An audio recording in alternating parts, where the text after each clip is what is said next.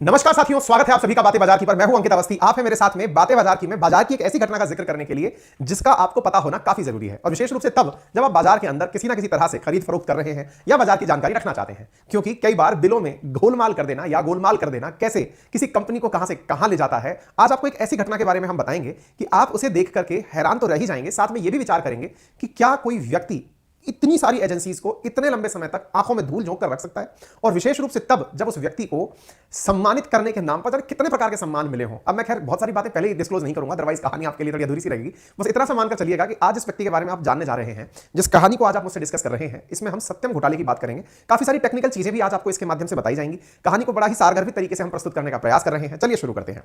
जैसा कि आपके सामने कथन लिखा दिखाई दे रहा है, सत्यम घोटाला भारत का सबसे बड़ा कॉर्पोरेट धोखाधड़ी की कहानी। कॉर्पोरेट धोखाधड़ी बोला जाए तो यूं समझिए, देखिए आपने इससे पहले जो कहानी सुनी थी ना, स्कैम के बारे में जो सुना था आपने, उसमें आपने क्या सुना था कि किस प्रकार से एक व्यक्ति शेयर मार्केट में धोखाधड़ी कर रहा है। यह व्यक्ति कुछ और कर रहा है, लेकिन कर शेयर मार्केट के माध्यम से ही रहा है। किस तरह से लोगों ने शेयर मार्केट के अंदर विश्वास धीरे धीरे घटाया, उसके पीछे का बड़ा कारण ऐसे लोग हैं जो कभी ना कभी बहुत से लोगों को एक धोखा देकर चले जाते हैं। आप लोग कभी किसी से सुनते हैं ना कि यार शेयर मार्केट में इन्वेस्ट नहीं करना चाहिए या शेयर मार्केट बड़ा रिस्की है, तो उसको रिस्की बनाने वाले जो लोग हैं ना, उनका जिक्र इन दिनों हम कर रहे हैं। चलिए, जिस व्यक्ति का आज जिक्र होने जा रहा है, इसका नाम है राजू, नाम है रामलिंगम राजू। ये 1999 में यंग एंटरप्रेन्योर के पुरस्कार से सम्मानित हुए। 2009 में बिजनेस लीडर ऑफ एशिया के पुरस्कार से सम्मानित हुए। 2008 में कॉर्पोरेट गवर्नेंस के लिए गोल्डन पिकॉक अवार्ड से सम्मानित हुए। अब जरा इस शब्द को ध्यान में रखिएगा, कॉर्पोरेट गवर्नेंस, क्योंकि बाद में यही जिक्र में आएगा। और ये वो व्यक्ति है जो आपको यहां पर दिखाई दे रहा है, साधारण परिवार से निकला हुआ एक व्यक्ति, जिसके घोटाले इतने कि उसने शेयर मार्केट को तो 10,000 करोड़ के आसपास का घोटाला दिया, खुद ने कम से कम 7,000 करोड़ की अपनी कंपनी में हेरफेर की, और उस हेरफेर के चलते हैदराबाद काफी ज्यादा सुर्खियों में आया। ये वो व्यक्ति है जिसे भारत का बिल गेट्स कहकर पुकारा जाना शुरू हुआ था।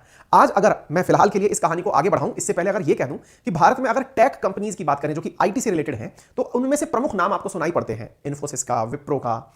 ऐसे ही जो प्रमुख नाम है टीसीएस का, एक नाम आजकल चर्चा में है जिसका नाम है टेक महिंद्रा। अगर आपको याद हो तो आप अगर सुनेंगे भारत की प्रमुख कंपनियों में एक नाम आता है टेक महिंद्रा का।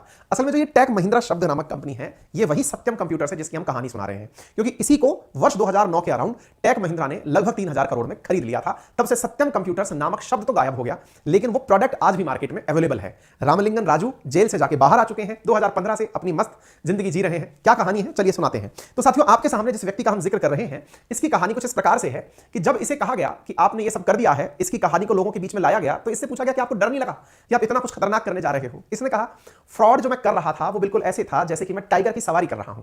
टाइगर की सवारी के साथ सबसे बड़ी दिक्कत यह है कि आप जब तक सवार हैं आपको पता है कि टाइगर आपको काटेगा नहीं, लेकिन अगर आप उतर गए तो संभव है कि टाइगर आपको काट ले। टाइगर की सवारी करते समय कोई टाइगर क्यों नहीं काटेगा?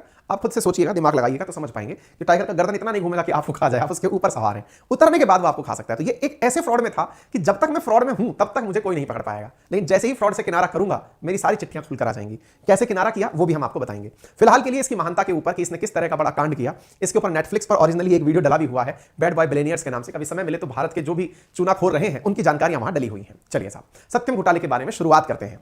यह जानकारी निकलकर आती है एक ऑडिट फ्रॉड के रूप में। ऑडिट फ्रॉड का मतलब क्या होता है, पहले मैं आपको कुछ एक शब्द सिखाता हूं। देखिए क्या है ना, आप कोई सी भी कंपनी चलाएं, कोई सी भी कंपनी हटाइए, आप सोचिए दुकान चलाते हैं। आप दुकान चलाते हैं तो दुकान के अंदर आपने कितना सामान खरीदा, कितना सामान बेचा, इसकी प्रतिदिन लिखापढ़ी करते हैं, वीकली करते हैं, क्वार्टरली करते हैं, मंथली करते हैं। आप किसी ना किसी तरीके से लिखापढ़ी करते हैं, उसको अकाउंट्स मैनेज करना कहा जाता है ना। अगर आप कंप्यूटर के माध्यम से कर रहे हैं तो कंप्यूटर में अकाउंटेंसी हो रही है, आप बही खाते में कर रहे हैं तो बही खातों में हो रही है। ट्रेडिशनली बही खातों में ही होती थी, आजकल कंप्यूटर्स में होती है। ठीक है, कहते हैं जिसको टैली आती है वो करता है वगैरह वगैरह। ठीक है, अब जब आप कंप्यूटर में लिखापढ़ी करते हैं तो उस लिखापढ़ी में आप प्रॉपर तरीके से लिखते हैं, ये सामान मंगाया था, ये सामान बेचा था, इतने का हमें साल भर में मुनाफा हुआ, इतने का हमें घाटा हुआ। ठीक है, आपने लिखापढ़ी करी दुकान में बैठ करके। विचार करिए, आप सोचिए कि दुकानदार आप नहीं भी हैं तो भी आप ये काम कर सकते हैं दिमाग लगा के। आप अपने महीने के खर्चे भी आप खुद से बैठ के लिख सकते हैं। आपने खुद के घर के खर्चे ही महीने भर के लिख करके रखे। इस काम को अकाउंटिंग कहा गया। अकाउंटिंग के बाद अब दूसरा चरण शुरू होता है जिसका कहते हैं ऑडिटिंग। ऑडिटिंग का मतलब क्या होता है, आपने जो चीजें लिखी हैं अब आप उसे अपने ही घर के किसी एक मेंबर से कह के कि यार सुनो एक बार इसको देख लेना, मैंने कहीं कोई गलती तो नहीं कर दी कैलकुलेशन में। ये जो जांचना है ना कैलकुलेशन, ये एक तरीके से समझिए ऑडिटिंग है। केवल जोड़ भाग ही नहीं करना होता इसमें, और कुछ भी करना होता है। जैसे अगर आपने अपनी खाते के अंदर जानकारी लिखी और लिखने के बाद उसमें मेंशन कर दिया, क्या मेंशन कर दिया कि आपने इस चीज पर खर्च ज्यादा कर दिया, ये आपने हिसाब गलत लगा दिया, ये खर्चा नहीं करना चाहिए था, ये ऑडिटिंग थोड़ी अच्छी प्रकार की ऑडिटिंग हो जाती है। उदाहरण के लिए आप अगर महीने का हिसाब लिखें और आपको लग जाए कि यार मैंने 500 रुपए जबरदस्ती वहां पर खर्च कर दिए, काम तो 100 में हो सकता था, ये ऑडिटिंग है, आपकी इंटरनल ऑडिटिंग। ठीक है, लेकिन कंपनी नियम के अनुसार, देश के अंदर कॉर्पोरेट गवर्नेंस जो है उसके अनुसार ये प्रावधान है कि आप इंटरनल ऑडिट तो करेंगे ही, लेकिन अपनी कंपनी की ऑडिट किसी सेकंड फर्म से और कराएंगे। यानी आप घर के व्यक्ति से काउंटिंग मत करवाइए, क्या पता आपने झोलमोल कर दिया हो। आपके दिमाग में एक सवाल बनेगा, भाई क्यों झोलमोल करूंगा, मेरी कंपनी तो सही से हिसाब रखूंगा ना। अभी बताते हैं, सब समझ में आएगा। आपने किसी दूसरी कंपनी से भी ऑडिटिंग करवाई तो इसको आउटिंग ऑडिटिंग कहते हैं, यानी कि आउटसाइड की ऑडिटिंग है। एक तो इनर ऑडिट हो गई और एक आउट ऑडिटर हो गई, है ना। मतलब दूसरी कंपनी से आपने सेकंड कंपनी से ऑडिटिंग करा ली। अब ये ऑडिट शब्द तो समझ में आ गया होगा, सवाल बड़ा ये अटक गया होगा कि जब मेरी कंपनी या मैंने मेरे हिसाब में सारी बातें बहुत अच्छे से लिखी हो, मैंने पूरी तरह क्रॉस चेक कर लिया हो, मुझे दूसरे से कराने की जरूरत क्या है। मैंने कहा अरे कहीं हिसाब में गलती कर दी हो तो मुझे हिसाब देना किसको है, जो गलती कर दी तो मेरा कोई बहुत बड़ा नुकसान हो जाएगा। बहुत सही सवाल। अगर आप यहां तक पहुंच गए हैं मेरी कहानी में कि मुझे ये हिसाब देना किसको है, जो मैं किसी और से भी चेक कराऊं, मेरा जो है वो सही तो है, तो अब आपको सही आंसर मिलने की इंतजार करनी चाहिए। आंसर ये है, यदि आपके जो रिजल्ट्स हैं इस आधार पर आपको कोई और व्यक्ति पैसे देने वाला हो, मतलब आपने अपनी कंपनी के अंदर जितना भी व्यापार किया और मुनाफा कमा के दिखा दिया, आपके मुनाफे को देखकर आप किसी दूसरे व्यक्ति से जाएं और कहें कि देखो भाई साहब, मैंने अपनी दुकान में 2 लाख रुपए का सामान डाला था, सीधा 25,000 रुपए का मुनाफा किया है। अगर आप चाहें तो इस कंपनी में आपका पैसा मिला के मैं 4 लाख का कर देता हूं माल, मुनाफा बढ़कर के अपना 50,000 का हो जाएगा। तुरंत आपके दिमाग में आइडिया क्या आएगा कि कोई भी व्यक्ति ऑडिटिंग या अकाउंटिंग क्यों करता है, तो आंसर निकल कर आता है कि इससे दूसरे व्यक्ति से पैसे मांगना आसान हो जाता है। आप उसको अपना बिजनेस मॉडल बेच पाते हो कि मैंने इतना लगाया था, इतना कमाया था। उम्मीद है आपको यहां तक की कहानी समझ में आई हो। आप कहें कि सर अब इसकी भी तो एंट्री करा दो, इसकी क्या कहानी थी। बस यही एक ऐसी दुकान है सत्यम, जिसने अपना जो बैलेंस बनाया उसमें अपना मुनाफा इतना दिखा दिया कि लोगों को लगा, कौन से लोग, कोई और पार्टनर बन के नहीं आया, शेयर मार्केट के शेयर धारकों को लगा। यानी जो आपसे अभी मैंने कहा ना कि कोई व्यक्ति आकर आपको पैसे देगा कि भाई साहब मेरा भी लगा लो, बिजनेस बढ़ जाएगा। जब आप आईपीओ लेकर आ चुके होते हैं, कंपनी को लिस्ट करवा चुके होते हैं, तो आपको पैसा शेयर धारक का मिलता है। शेयर धारक आपको पैसे देता है, अरे वाह सर आपकी कंपनी 20% का मुनाफा दे रही है, सर मेरे को भी शेयर चाहिए आपका, सर आपका शेयर इस समय 500 रुपए का मिल रहा है, मैं चाहता हूं लेना सर इसको। यानी आपकी कंपनी का शेयर बढ़ने लगता है जब आप मुनाफे ज्यादा दिखाते हैं। उससे फायदा क्या होता है, उससे ओवरऑल आपके शेयर की बिक्री ज्यादा होती है। शेयर की बिक्री होती है तो क्या होता है, शेयर की बिक्री होती है तो आपकी खुद की वैल्यू बढ़ती है। सत्यम घोटाला और कुछ नहीं, अपितु अकाउंट्स में किया गया वो हेरफेर था जिसमें एक व्यक्ति अपने मुनाफे को 20% के आसपास ले जाकर, 24% के आसपास ले जाकर दिखा रहा था, जबकि वास्तविकता में उसका मुनाफा 3% ही था।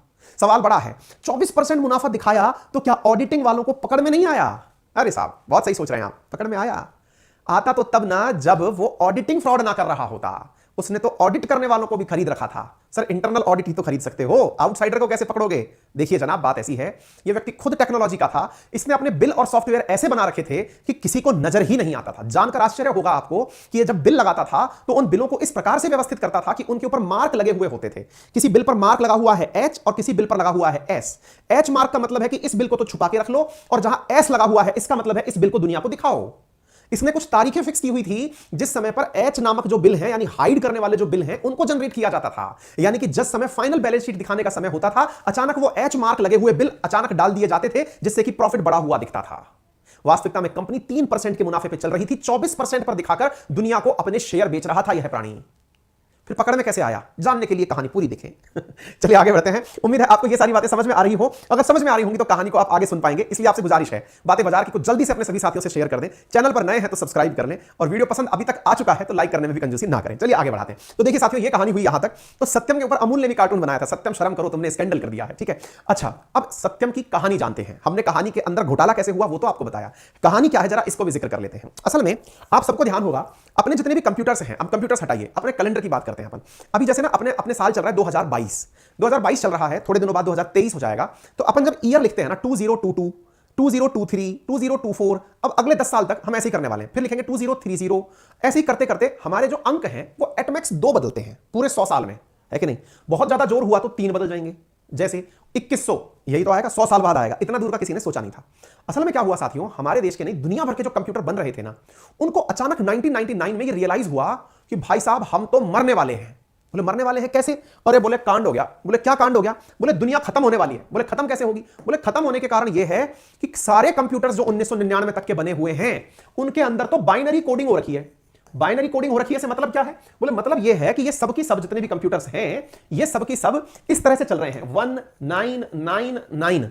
इससे पहले 1998 किसी को यह पता ही नहीं था कि 1 साल बाद यह आंकड़ा बदल करके 2000 हो जाएगा। यानी एक ऐसा साल आएगा जिस समय पर ये पूरे आंकड़े 1 को 2 में बदलना होगा, ये 0 0 0 हो जाएगा। जितनी भी प्रोग्रामिंग की जा रही थी, जितने भी डेटा लिखे जा रहे थे कंप्यूटर में, उनमें बाइनरी ड्राफ्टिंग चल रही थी, यानी केवल 2 अंक को बदल करके ही कंप्यूटर चल रहा था। कंप्यूटर का इतिहास 20वीं सदी का ही तो है, यानी कि 1900 से अगर हम मान भी लें कि 1920 में, 1930 में, 1940 में जब भी कंप्यूटर पहली बार आया, किसी ने यह कल्पना नहीं की थी कि 2 का अंक भी आ जाएगा। और ये जो 2 का अंक है, इसने सारी दुनिया की चिंता एकदम एक्सट्रीम पर पहुंचा दी वर्ष 1999 में। क्यों, आप पूछेंगे ऐसी क्या चिंता हो जाएगी? बताते हैं। आपके कंप्यूटर में बकायदा बढ़िया कैलकुलेशन चल रही है, आपका कंप्यूटर बैंक में उपयोग में आ रहा है, कंप्यूटर ऑटोमेटिक डेट बदलता है, तारीखें बदलता है। अचानक आप देखते हैं कि 1 जनवरी के दिन आपका कंप्यूटर डेट दिखा रहा है 1900, क्योंकि उसको तो आदत है ना 99 के बाद 100 लिखने की। उसकी आदत में तो यह शुमार ही नहीं है कि वो इस अंक को 2 में बदल सके। यहां से 1999 के बाद में जो दिखने वाला अंक था वो 1900 था, क्योंकि 99 के बाद फिर 00 आना था। यह जैसे ही दुनिया को पता चली प्रॉब्लम, 1999 का समय था साथियों, और इसने पूरी दुनिया में हड़कंप मचा दिया और इसी को बग नाम दिया गया, Y2K, वर्ष 2000, ईयर 2 और K 4000, ईयर 2000। यह सवाल बन गया ईयर Y2K, बग। बग का मतलब कंप्यूटर में आया हुआ कोई परेशानी। अब आप इस बात से अंदाजा लगाओ कि एक ऐसी परेशानी अब उजागर हो चुकी थी दुनिया के सामने, जिसकी वजह से ना जाने कितनी ज्यादा तो कैलकुलेशंस बिगड़ने वाली थी, ना जाने कितने सारे बैंकिंग के डेटा बिगड़ने वाले थे, ना जाने कितनी सारी साइंटिफिक रिसर्च बदलने वाली थी। और सबसे इंटरेस्टिंग बात यह थी कि दुनिया के किसी भी देश ने इसकी तैयारी नहीं की थी। और साथियों, हमेशा याद रखना, जब पूरी तरह से आपके सामने निराशा का माहौल छाता है, उसी समय एक नया हीरो पैदा होता है। आप पूछेंगे क्या बात कर रहे हो सर? अजी हां, दुनिया में आपदा में ही अवसर तलाशने वाले व्यक्ति आगे बढ़ते हैं, अदरवाइज जो लोग ऑलरेडी आगे चल रहे हैं वो कभी अपने बराबर किसी को नहीं आने देते। उदाहरण के लिए, इस कोरोना काल से पहले आप में से कितने लोग आधार पूनावाला को जानते थे? लेकिन आप सोचकर देखिए, कोरोना आया, वैक्सीन आई, वैक्सीन के कारण आधार पूनावाला सब जगह हिट हो गया है। अब तो ये भी पता है कितने घोड़े हैं उसके पास। कहने का मतलब समझिए, मतलब यह है कि जिसने भी आपदा को अवसर में बदला वो आगे निकल कर आगे आ गया। सीरम इंस्टीट्यूट का नाम सब जगह हो गया। एग्जैक्टली इस आदमी ने काम किया। इसने कहा दिक्कत क्या है? प्रोग्रामिंग ही तो दिक्कत है। बोले भैया दुनिया भर के कंप्यूटर्स के लिए प्रोग्राम लिखने पड़ेंगे। अरे चिंता किस बात की है, मैं हूं ना। बोले कौन? बोले रामालिंगम। क्या करोगे? सारे कंप्यूटर में डेट बदल दूंगा। और बोलो क्या चाहिए? बोले कैसे बदलोगे? अजी प्रोग्रामिंग करनी पड़ेगी। बोले इतने कम समय में प्रोग्रामिंग? बोले चिंता क्या करते हो, इंडिया के अंदर खूब सारे आईटी प्रोफेशनल्स बैठे हुए हैं। बोले हैं? बोले हाँ। बोले बुलाओ भाई साहब। ये वो व्यक्ति बना जिसने 40-40 हजार लोगों की फौज खड़ी कर दी, आईटी प्रोफेशनल्स की, जो दुनिया भर में घूम घूम के या दुनिया के कामों को यहीं से बैठे बैठे लेकर के काम करना शुरू कर दी, प्रोग्रामिंग बदलना शुरू कर दी। तभी तो इंडिया बनकर उभरा एक समस्या का समाधान। और जब समाधान बन रहा था तो भारत के लिए बिल गेट्स बनकर उभरा रामालिंगम। ये क्या कर रहा था? यही राजू जो था ना, यही दुनिया भर को इस प्रॉब्लम का समाधान दे रहा था। और ये टाइम बन गया भारत का टाइम। भारत का टाइम से मतलब लोगों के लिए एक इतना उम्मीद की किरण भारत ने दे दी कि भारत वाले ही हैं जो सॉफ्टवेयर के क्षेत्र में सभी के प्रोग्रामिंग को सही करके उन्हें सही जगह पहुंचा देंगे। और साथियों, यही कारण यहां पर हुआ। 21वीं सदी के कंप्यूटर बनाने वाला भारत निकला। और जब नया साल आया तब सारे कंप्यूटर्स लगभग सही हो गए। ऐसा नहीं था कि सारे कंप्यूटर्स के कारण दुनिया में किसी भी कंप्यूटर के अंदर कोई परेशानी नहीं आई थी। शुरुआत के अंदर काम करते समय इसके चलते 2-4 कंपनियां थी जिनके ऊपर परेशानी हुई थी। जैसे इशिकावा करके जापान के अंदर एक न्यूक्लियर प्लांट था। इसके अंदर रेडिएशन जहां उपकरण लगा हुआ था वो उपकरण फेल मार गया, क्योंकि उसके अंदर कंप्यूटेशन गलत मार गई। कंप्यूटर के अंदर जो गणना थी वो फेल मार गई। हालांकि उसका बैकअप ले रखा था, इसलिए कोई दिक्कत नहीं आई। ये बहुत बड़ी समस्या थी और इस समस्या को ही बुनाने वाला, यानी आप सोचो कि जैसे ही ये तिथि आकर के खत्म होती तो 2022 में एंट्री जो थी ना वो बहुत ही खतरनाक एंट्री थी। अगर आप में से कोई उस समय का है तो बढ़िया है, नहीं तो अपने किसी जानने वाले से पूछिएगा। ये बात बहुत महत्वपूर्ण बात थी उस जमाने की। ठीक है, अब इस व्यक्ति ने इस डिजास्टर को अपने लिए अपने पक्ष में बदलने का काम किया। इस समय आंध्र प्रदेश के सीएम हुआ थे चंद्रबाबू नायडू। उन्होंने इस पॉइंट को कैश करते हुए कि भाई हैदराबाद को सिलिकॉन, देखिए एक अच्छा राजनेता वो जो कि विजनरी हो, जो कि अब आपदा से बने अवसर को बनाने की सोचे। उन्होंने कहा सारी आईटी कंपनी हैदराबाद आ जाओ, मैं सबको जमीन दूंगा, बढ़िया से जो सुविधा चाहिए, इंफ्रास्ट्रक्चर चाहिए, सब दूंगा। तो इन्होंने एक तरीके से इतना काम किया कि माइक्रोसॉफ्ट का ऑफिस तक हैदराबाद में खुलवा दिया गया। ठीक है, आप देख सकते हैं चंद्रबाबू नायडू के साथ में बिल गेट्स खड़े हैं। इनके पीछे बहुत बड़े बड़े लोग, भारत के आईटी सेक्टर के जो दिग्गज हैं, ये लोग इंडिया के यहां खड़े हैं क्योंकि इंडिया ने अपना लोहा मनवा दिया था। तभी तो 1999 में राजू को वर्ष का सर्वश्रेष्ठ कारोबारी का सम्मान दिया गया था। इससे आप अंदाजा लगा सकते हैं कि इस व्यक्ति ने कितने सारे लोगों की कितनी मदद की होगी इस Y2 के प्रॉब्लम से निकाल करके। और साथियों, इसकी वजह से यह भारत की चौथी बड़ी आईटी कंपनी बनकर खड़ा हो गया। यह नहीं था कि और कंपनियां काम नहीं कर रही थी, और भी कर रही थी, लेकिन यह व्यक्ति क्या करता था, सीधा अमेरिका भेजता था। एक जमाना ऐसा था जिस समय इंडिया से लोग बड़ी मात्रा में अमेरिका जाया करते थे। जिसने भी 3 साल का सॉफ्टवेयर का काम सीख लिया उसको अमेरिका भेजने का एक टूर मिल ही जाता था। बड़ी मात्रा में वहां के वीजा मिल रहे थे, इंडियंस बड़ी मात्रा में विदेश जा रहे थे। इसके पीछे का बड़ा कारण मैंने आपको बता दिया। 14,000 करोड़ का घोटाला फिर सामने कैसे आया, अब मैं आपको वो बताता हूं। अब साहब यहां तक तो सब सही चल रहा था। 1999 में एक आदमी सुपरस्टार बना, इसने सब तरह से काम करवा दिया, लोगों के काम बनवा दिए, हर तरफ जहां देखा जाए वहां पर राजू राजू राजू राजू हो गया था। अब आगे की कहानी कुछ इस प्रकार से है। जिस अमेरिका ने अचानक राजू को रातों रात हिट कर दिया था 1999 में, उसकी बर्बादी का कारण भी अमेरिका बना। वर्ष 2009 में साथियों मंदी आई, आर्थिक मंदी आई थी। आर्थिक मंदी जब आई उस समय पर वर्ल्ड बैंक ने अपने द्वारा यह कहा कि हम 8 साल के लिए या 9 साल के लिए सत्यम को बैन करते हैं। क्यों बैन करते हैं? क्योंकि इनको कॉर्पोरेट गवर्नेंस नहीं आता। जैसे ही ये न्यूज़ बाहर निकलकर आई, राजू ने अपने द्वारा एक पत्र लिखकर जनता को भेजा और कहा कि मुझसे बहुत बड़ी गलती हो गई है, मैं लगातार आप लोगों को धोखा दे रहा था, मुझे माफ करना। ये पत्र बॉम्ब की तरह आकर पड़ा लोगों के सामने। क्या कहानी है आइए बताता हूं। तो साथियों, सत्यम कंप्यूटर का ये जो व्यक्ति है जिसने कैसे कैसे कंपनी बनाई है, तो खैर आपके इंटरेस्ट का ज्यादा विषय नहीं होना चाहिए। 2008 के अंदर जैसे ये खबर आती है, क्या खबर आती है कि वर्ल्ड बैंक ने 8 साल के लिए सत्यम कंप्यूटर्स को बैन कर दिया। ये खबर जैसे ही आती है, उस खबर के तुरंत बाद लोग तलाशने निकलते हैं कि हुआ क्या है। तो 7 जनवरी 2009 को अचानक कंपनी के चेयरमैन राजू ने अपना पद छोड़ते हुए कहा, क्या कहा, एक लेटर लिखा जिसमें स्टॉक मार्केट के अंदर भूचाल आ गया और कहा कि सालों से कंपनी की माली हालत खराब चल रही थी, बाजार में हैसियत बनाए रखने के लिए कंपनी को लाभ में दिखाया गया और इसके लिए मैंने कंपनी के खातों से हेरफेर की थी। ये खबर सुनने के बाद तो भाई साहब, जितने लोगों ने इनके कंपनी में पैसे लगा रखे थे शेयर बाजार में, उन सबका क्या हाल होना था, किसी से छुपा हुआ नहीं रह सकता। ये वो लेटर है जो इन्होंने जारी किया। 544 रुपए का शेयर मात्र 10 रुपए का शेयर रह गया था। अब आपके दिमाग में सवाल बनेगा, ऐसा किया क्या था, मतलब घोटाला था क्या? भाई ऑब्वियस सी बात है ना, दिमाग में यह आएगा कि इस व्यक्ति ने घोटाला किया, तो किया कैसे? तो अब मैं आपको थोड़ा सा बात बताता हूं, इसको थोड़ा सा स्टोरी के रूप में सुनना। देखिए क्या था, इस व्यक्ति ने 1954 में जब जन्म लिया, किसान के घर में पैदा हुआ, एमबीए की डिग्री हासिल की, होटल बिजनेस में कदम रखा, सब चलता जा रहा था। एक कपास कंपनी की शुरुआत भी की और साथ में एक रियल एस्टेट कंपनी की भी शुरुआत की जिसका नाम मेटास था। ये जो मेटास है ना, मिंटोस की तरीके से बस इसको याद रख लेना, इसकी यही कंपनी वो है जिसने इसके बारे में पूरी दुनिया को बता दिया कि ये फ्रॉड है। बस इतना सा याद रखना, ये कंपनी की शुरुआत जो है ना, इसके शुरुआती समय में याद रख करके चलना। कारण क्या है मैं आपको बताता हूं। 1987 के अंदर जब इसने आईटी सेक्टर के अंदर काम करना शुरू किया, 20 कर्मचारियों को लेकर काम करना शुरू किया, धीरे धीरे काम बढ़ता चला गया। 1991 में यह व्यक्ति अपना आईपीओ लेकर के आ गया था। आईपीओ को इसने बहुत अच्छे से आगे किया। आईपीओ के अंदर 17 गुना ओवर सब्सक्रिप्शन मिला इसको, यानी लोगों ने बड़ी मात्रा में इसके शेयर वेयर परचेज किए, बढ़िया काम चल रहा था। 1995 में आंध्र प्रदेश के मुख्यमंत्री जब चंद्रबाबू थे, तो उन्होंने आईटी के क्षेत्र में काफी सारे इनिशिएटिव लिए और उसके चलते हुए 2000 तक इन्फोसिस, विप्रो, टीसीएस, सत्यम भारत की चौथी बड़ी कंपनी बन गई। ये बढ़िया से लेकर के अपने काम करते चला आ रहा था। इस दौरान होता क्या है कि ये जब सारा काम चल रहा था, तो इस दौरान इसकी कंपनी का टर्नओवर बढ़कर के $1 बिलियन के आसपास पहुंच गया। यहां तक भी कोई दिक्कत नहीं है, पैसा है, कंपनी काम कर रही है, बढ़िया चल रहा है। लेकिन जैसे ये खबर निकल के आई कि वर्ल्ड बैंक ने इसके ऊपर रोक लगा दी, तो लोगों के मन में जिज्ञासा बनी। सीबीआई ने इसके खिलाफ में चार्ज दर्ज कर लिया कि यार कुछ तो मामला गड़बड़ है। पुलिस उठा करके इसको लेकर चली गई। तो अब हुआ क्या था ऐसी स्थिति में, तो चलिए अब हम आपको वो बात बताते हैं। असल में हुआ कुछ यूं था कि इसने, मतलब इसके पास एक मेल आया था, एक व्यक्ति का मेल था जो कि कंपनी में आया, अब्राहम नाम से। उसने बोर्ड ऑफ डायरेक्टर्स के पास बहुत सारे मेल भेजे और कहा कि कंपनी की बैलेंस शीट के अंदर, विसिल ब्लोअर था ये कोई व्यक्ति जिसने कि मतलब ये कहा कि कुछ गड़बड़ हो रही है। वो डायरेक्टर्स जो होते हैं ना, कंपनी के डायरेक्टर्स, उनके पास मेल भेजे कि मामला कहीं गड़बड़ा रहा है। बोर्ड ऑफ डायरेक्टर्स के पास जब ये बात पहुंचने लगी, तो इसके भाव धीरे धीरे गिरने लगे। इसको लगने लगा कि लोगों तक मेरा राज खुल गया है। 8 साल से जो मैं दुनिया को बेवकूफ बना रहा था, अब वो चीज खुलने जा रही है। तो ऐसा हो क्या रहा था, देखिए हो क्या रहा था कि ये व्यक्ति अपनी कंपनी को लगातार प्रॉफिट में दिखा रहा था। 24%, 25%, 26% अपनी प्रॉफिट में दिखा रहा था। प्रॉफिट में दिखाने के लिए फर्जी बिल का उपयोग कर रहा था। फर्जी बिल के लिए क्या करता था, 2 प्रकार के बिल बनाता था। एक बिल होता था एच मार्क लगा हुआ, एक बिल होता था एस मार्क लगा हुआ। एच मार्क का मतलब होता था कि इस बिल को तो छिपाना है, हाइड करना है। एस मार्क का मतलब होता था कि इस कंपनी के बिल को दिखाना है। ऐसा करके बिलों में हेरफेर करके इसने बिलों की संख्या 7000 तक बना ली थी, जिनकी कीमत थी 5100 करोड़ रुपए। अब आपके दिमाग में एक सवाल आएगा, सर ऐसा करने से फायदा क्या हुआ? फायदा यह हुआ कि इसने जो बिल बनाए, कंपनी को प्रॉफिट में दिखाया, तो होता यह था कि सत्यम कंपनी के अंदर जो इसका शेयर था, अब कॉमन सेंस रखना, मैंने अपनी कंपनी को प्रॉफिट में दिखाया, लोगों में ये इच्छा जगी कि प्रॉफिट में आ गई है ये कंपनी, मुझे इस कंपनी का शेयर खरीद लेना चाहिए। लोग शेयर खरीदने भागेंगे। ये अपने हिस्से का जो शेयर होता था उस बढ़े हुए भाव पर बेच देता था। उस बेचने से, देखो पहले प्रॉफिट में दिखाने का फायदा क्या था कि शेयर का भाव बढ़ेगा। शेयर का भाव बढ़ेगा, इससे इसको कैसे मुनाफा होगा? इसके परिवारजन और इसके हिस्से में जितने भी कंपनी की हिस्सेदारी थी, ये जैसे ही प्रॉफिट दिखाता अपने शेयर को बेच देता। उसको वजह से क्या होता, इसके पास में पैसा आ जाता। शेयर बेच दिया, इसके पास धन आ गया। अब उस धन का ये क्या करता, उस धन का ये उपयोग करता जमीन खरीदने में। ये पकड़ में आता ही नहीं अगर 2009 की आर्थिक मंदी ना आती। ये खेल जाता इस पूरे गेम को अगर 2009 की आर्थिक मंदी नहीं आती। लेकिन कहते हैं ना, भगवान के घर देर है अंधेर नहीं है। ये असल में पकड़ में कैसे आया, उस कहानी को आप समझे। इस व्यक्ति ने क्या किया कि ये जो फर्जी बिल निकाल करके, प्रॉफिट दिखा के, अपने शेयर बेच के जो लाभ कमाया, उस लाभ को ये जमीन में लगा रहा था। जमीन में क्यों लगा रहा था? असल में चंद्रबाबू नायडू ने ये कहा कि भाई हम हैदराबाद को सिलिकॉन सिटी के रूप में डेवलप करेंगे, इसको एक अच्छे देश के, अच्छी चीज के रूप में डेवलप करेंगे। ये जो डेवलपमेंट वाली चीज थी ना, जो ये बार बार करने की बातें कर रहा था, तो उसके पीछे का बड़ा काम क्या था, मैं वो आपको बताऊं साथियों, कि ये तनख्वाह तो सीमित लेता था, लेकिन अपने शेयर लगातार बेच करके मुनाफा कमाता था। अपने मुनाफे की बढ़ात में इसने रियल एस्टेट कंपनी के अंदर इन्वेस्ट करते हुए अपने रियल एस्टेट सेक्टर को इतना बूम पर चढ़ा दिया कि इसने जमीनें खरीद खरीद करके, एक अंदाजा बताता हूं मैं आपको, 6000 एकड़ जमीन खरीद ली।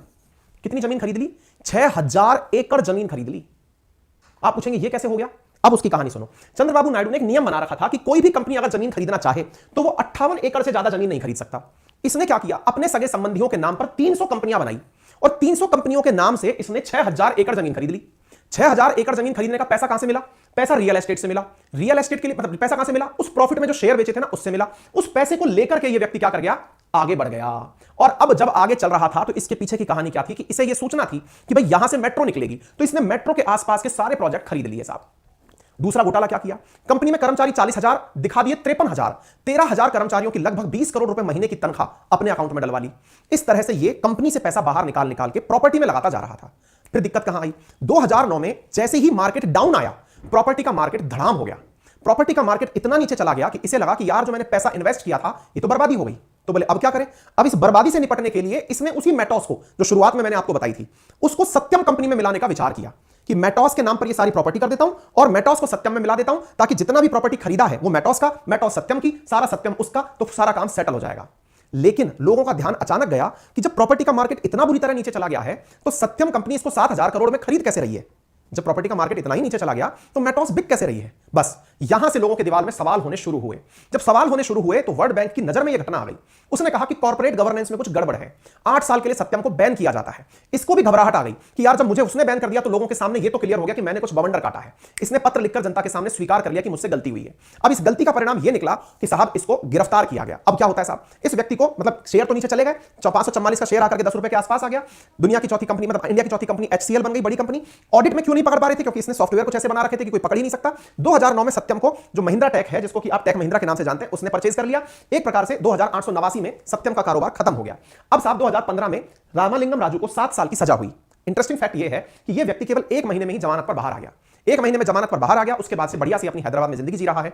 फिलहाल कहानी इतनी ही है। इसलिए आपसे कहा जाता है कि जिन चीजों के ऊपर आपको बहुत ज्यादा ट्रस्ट ना हो, इसलिए आपसे बार बार कहा जाता है अपने सेक्टर में ही इंटरेस्ट रखें अगर इन्वेस्टमेंट करना है। अपने सेक्टर में चूंकि आप बहुत ज्यादा जानकारी रखते हैं, इसलिए उसी सेक्टर के अंदर जो अच्छा परफॉर्म कर रही कंपनी है उनके बारे में विचार करें, दूसरे के मुनाफे को देख करके, क्योंकि grass is always greener on the other side. घास दूसरी तरफ ज्यादा हरी दिखती है, या यूं कहिए कि दूसरे की थाली में घी ज्यादा दिखता है। दूसरे का मुनाफा दिखे और उस कारण से आप उस कंपनी में एंट्री करें तो ये रिस्की सौदा हो सकता है। उम्मीद है कि आप सभी साथियों को ये कहानी समझ में आई होगी। समझ में आई होगी तो आपके जो भी लेसन इस कहानी से निकल कर आए हों उन्हें जरूर हमें कमेंट बॉक्स में साझा करिएगा। मेरा तो एक ही लेसन आपके साथ में साझा करना है और वो ये है कि जब भी आप किसी भी चीज को एकदम बूम पर जाता हुआ देखें तो थोड़ा कॉन्शियस हो जाएं।